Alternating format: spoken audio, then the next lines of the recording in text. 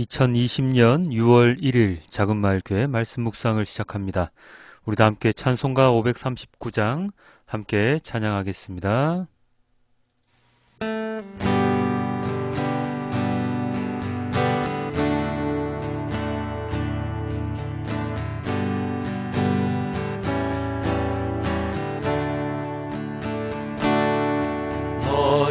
예수께 조용히 나가 내 모든 짐 내려놓고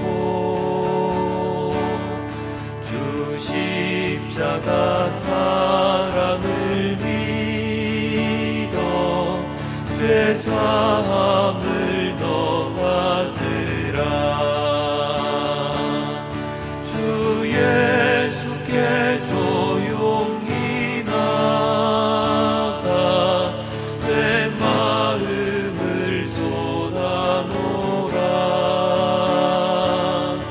늘은 미리 보시는 주님 그 은혜를 베푸시리.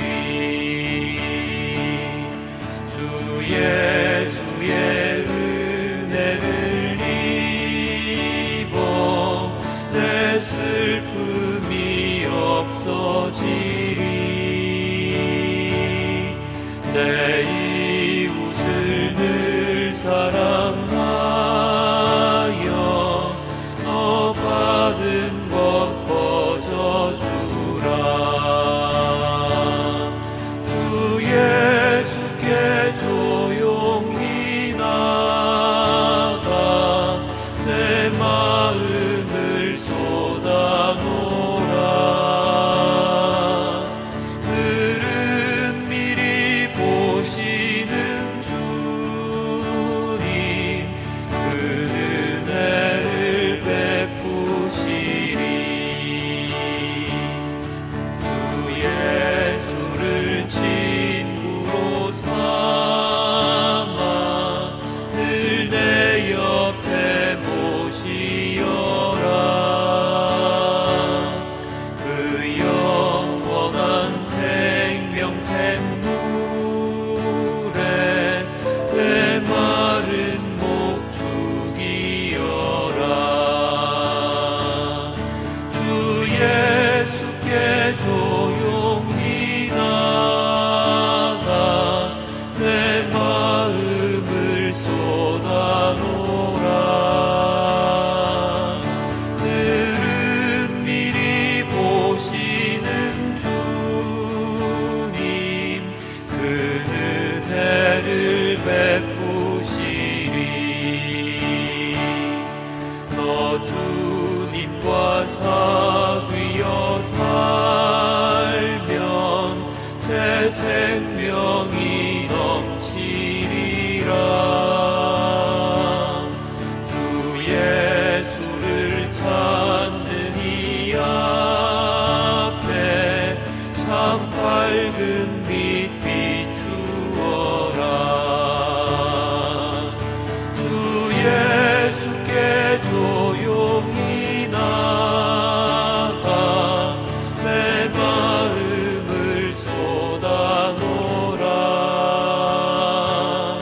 늘은 미리 보시는 주님 그 은혜를 베푸시리. 언제나 주님 앞에 조용히 나가 나의 마음을 모두 쏟아놓고 언제나 은밀히 주님께서 우리를 바라보고 계시다는 것을 언제나 깨달으며 언제나 하나님 아버지의 말씀을 내 마음속 깊이 새기며 살아가는 우리 모두가 될 수 있도록 주님 인도하여 주시옵소서. 주님이 보이지 않는다고 우리는 너무나도 많은 죄를 너무나도 서스럼 없이 저지르고 있습니다. 주님이 옆에 계신다면 전혀 저지를 수 없는 그러한 죄들을 우리는 마음 놓고 모든 죄를 저지르고 있습니다.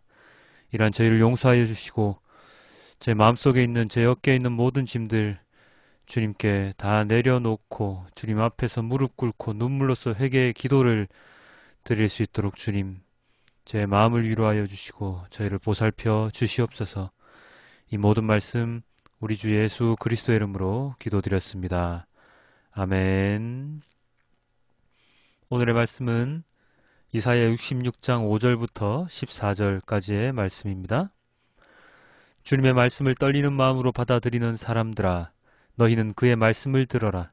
너희를 미워하는 백성은 너희가 나의 이름을 부른다고 해서 너희를 따돌리며 이르기를 주가 영광을 드러내어 너희들이 기뻐하는 모습을 우리가 한번 볼 수 있게 하여 보아라 하고 말하나 그들은 수치를 당할 것이다. 성읍에서 요란한 소리가 나오며 성전으로부터 소리가 들려온다. 이것은 바로 주님께서 주님의 대적들에게 보응하시는 주님의 목소리다. 시온은 진통이 오기도 전에 해산한다. 해산의 고통이 오기도 전에 아이를 낳는다. 누가 이런 일을 들은 적이 있느냐? 누가 이런 일을 본 적이 있느냐? 나라가 어찌 하루에 생길 수 있으며 민족이 어찌 한순간에 태어날 수 있겠느냐? 그러나 시온은 진통이 오자마자 아이들을 낳았다. 바로 내가 아이를 모태에서 나오게 하거늘 어찌 내가 아이를 낳게 할 수 없겠느냐? 주님께서 말씀하신다. 아이를 낳게 하는 이가 나이거늘 어찌 내가 아이를 못 나오게 막겠느냐? 너의 하나님께서 말씀하신다. 예루살렘을 사랑하는 사람들아, 그 성읍과 함께 기뻐하고 즐거워하여라. 예루살렘을 생각하며 슬퍼하던 사람들아, 너희는 모두 그 성읍과 함께 크게 기뻐하여라. 이는 너희로 하여금 위로를 주는 예루살렘의 품에서 젖을 빨아 배부르게 하고 또한 너희로 하여금 풍요한 젖을 빨아들여 기쁨을 누리게 하려 함이라. 주님께서 이렇게 말씀하신다.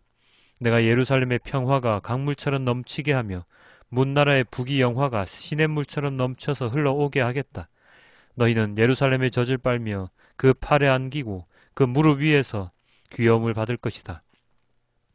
어머니가 그 자식을 위로하듯이 내가 너희를 위로할 것이니 너희가 예루살렘에서 위로를 받을 것이다.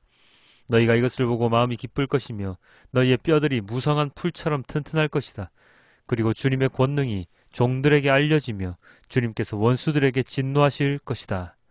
아멘. 오늘의 말씀을 통해 우리는 어떤 사람이 되어야 하는지에 대해서 하나님께서 다시금 우리에게 말씀해 주시고 계십니다.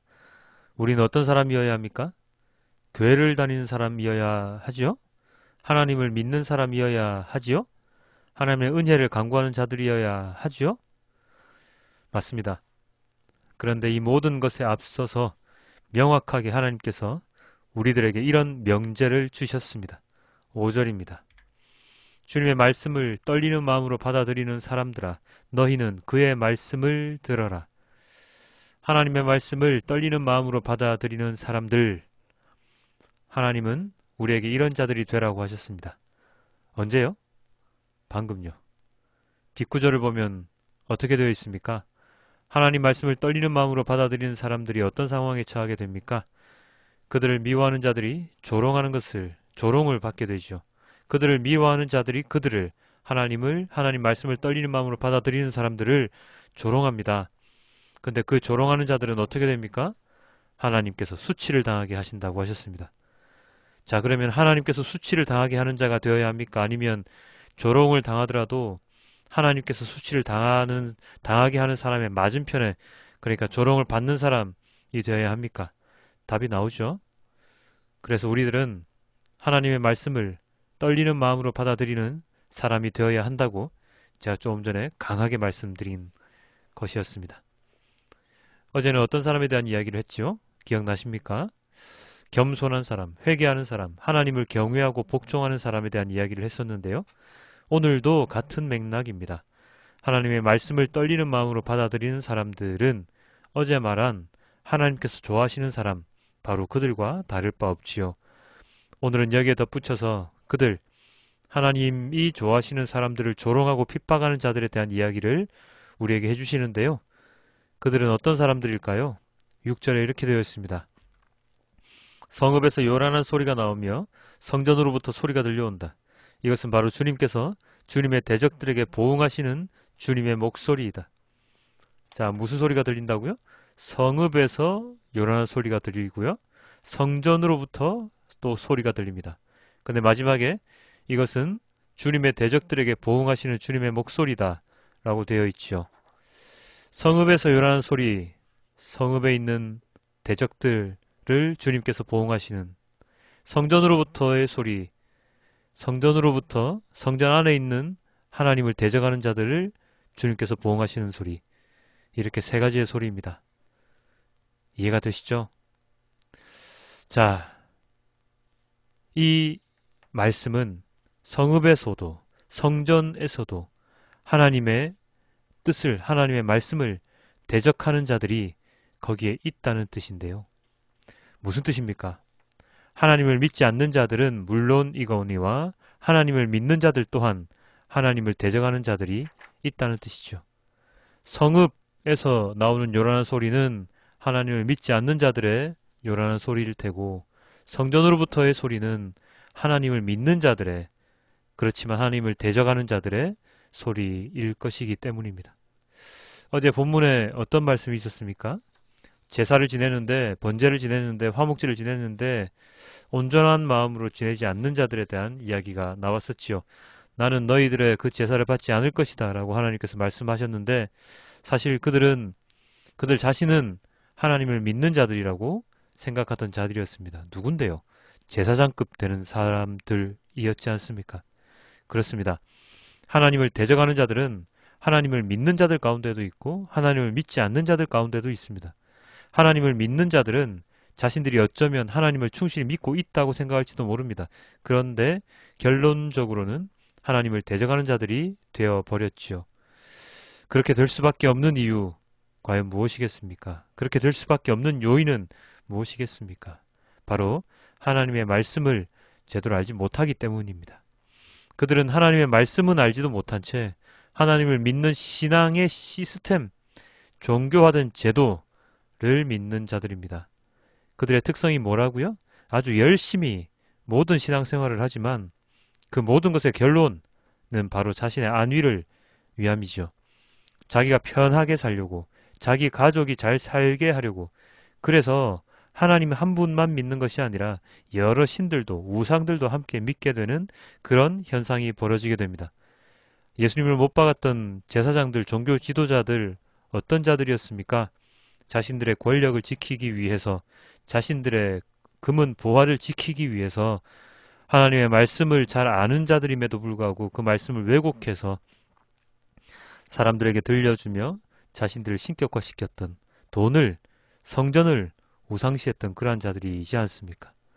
이러한 현상들은 오늘날의 교회와 접목시켜도 동일합니다. 교회 안에도 많은 사람들이 하나님을 대적하는 자들이 있다는 그러한 뜻이죠. 그런 대적자들과 아닌 사람들을 구별하는 방법은 무엇입니까? 바로 하나님의 말씀을 떨리는 마음으로 받아들이는지 아닌지 하는 것을 보게 되면 되는 것이죠. 즉, 말씀을 사모하는 것인지 아니면 교회를 사모하는 것인지, 여기서 말하는 교회는 교회 건물과 시스템을 말하는 겁니다. 말씀을 사모하는 것인지 목회자를 사모하는 것인지, 여기서 목회자는 왜곡된 말씀을 전하는 스타가 되고 싶어하는 그러한 목회자를 말합니다. 말씀을 사모하는 것인지 돈이 많이 들어오는 교회 시스템을 이용하는 것을 사모하는 것인지, 그리고 말씀을 사모하는 것인지 아니면 자기의 사업 영역을 넓히는 것을 사모하는 것인지를 보면 알 수 있습니다. 아마 말씀도 사모하고 그런 것도 하면 좋잖아요. 그럴까요, 과연? 하나님과 재물, 하나님과 우상, 하나님과 그 외의 것은 함께 섬길 수가 없는데요. 말씀을 사모하는 사람들은 사람에 대한 예의가 있습니다. 바로 사람에 대한 예의가 있다는 것은 생명에 대한 예의가 있다는 뜻이죠. 그러나 자신만 위하는 사람들은 오직 자기의 생명만을 지키려고 합니다. 오직 자기의 신앙만을 지키려고 합니다. 자기가 가지고 있는 그 신앙이 올바른지 아닌지도 모른 채 말입니다. 어찌되었든 간에 우리는 말씀을 두려워하는 자들이 되어야 하는데요. 그런 자들에게 하나님께서는 오늘 또 이런 말씀도 주셨습니다. 10절입니다. 예루살렘을 사랑하는 사람들아, 그 성읍과 함께 기뻐하고 즐거워하여라. 예루살렘을 생각하며 슬퍼하던 사람들아, 너희는 모두 그 성읍과 함께 크게 기뻐하여라. 뭐라고요? 기뻐하고 즐거워하여라. 슬퍼하던 사람도 기뻐하고 즐거워하여라 라고 되어 있습니다. 즐거움과 기쁨을 누릴 수 있도록 하나님께서 허락해 주셨지요. 하나님 말씀을 떨리는 마음으로 받았더니 하나님께서 이 세상에서의 모든 고난과 고통을 잊을 수 있도록 기쁨과 즐거움을 주신다고 하시는 말씀이죠. 그리고 평화가 강물처럼 북이 영화가 시냇물처럼 넘쳐 흐르게 해주신다고 하시는데요. 이는 하나님 말씀을 따라 살아갈 때 일어날 수 있는 일이며 예수님의 십자가를 함께 지고 나갈 때 일어날 수 있는 일입니다. 그런데 이 말씀만 톡 떼놓고 사람들의 마음을 혼란시키는, 유혹하는 나쁜 사람들이 참 많죠. 평화와 북이 영화가 강물과 시냇물같이 흘러 넘쳐올 것이다. 그러니 교회 오십시오라고 말입니다. 그러나 평화와 북이 영화가 강물과 시냇물과 같이 흘러 넘칠 수 있는 조건이 있습니다. 그 조건은 바로 하나님을 온전히 아는 것, 하나님 말씀을 온전히 따르는 것, 하나님을 경외하며 순종하는 것, 그리고 겸손한 자가 되는 것, 하나님 말씀을 두려운 마음으로 받아들이는 것, 이런 전제 조건이 갖추어져야지 하나님께서 주시는 이 은혜를 받을 수 있습니다. 이거를 잊으면 안 됩니다. 함께 말씀 묵상하시는 여러분, 그러면 우리는 언제나 이 세상에서 고통 가운데 살아가야만 합니까? 하고 물어보시는 분들이 계실 수 있죠. 안타깝지만 그렇습니다. 세상은 하나님과 대적하는 선상에 있기 때문에 그런 세상에 젖지 않고 살아간다면 고통과 고난이 있을 수밖에 없습니다. 오늘 말씀 서두에 조롱을 받을 수밖에 없지 않았습니까? 그러나 그 고통과 고난이 영원한 것이 아니라는 것을 우리가 깨닫는다면, 알게 된다면, 믿는다면 지금 살아가며 겪게 되는 이 고통과 고난은 충분히 참아낼 수 있는 것이 되지 않겠습니까? 그런 말들이 있잖아요. 세상의 말에 시간이 약이다. 세상 말에도 있는 이런 말들도 믿는데 하나님께서 우리에게 주시는 그 말씀을 그리스도인들이 믿지 못할 일이 무엇이 있겠습니까?